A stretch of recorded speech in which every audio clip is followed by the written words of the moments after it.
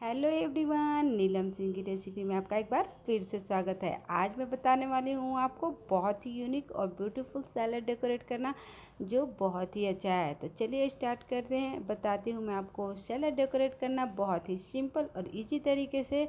लेकिन उससे पहले अगर आपको मेरी वीडियो अच्छी लगे तो लाइक कर दीजिएगा, सब्सक्राइब कर दीजिएगा मेरे चैनल को और फ्रेंड के साथ शेयर कीजिएगा और कमेंट में बताइएगा ज़रूर कि आपको मेरी वीडियो कैसी लगी।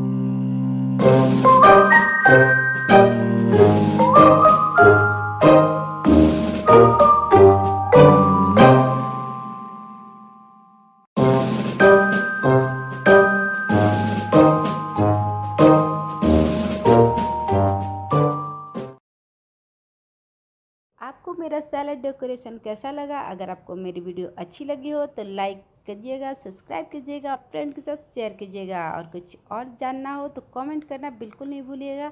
तो चलिए किसी नए वीडियो के साथ फिर मिलते हैं। Okay bye, take care.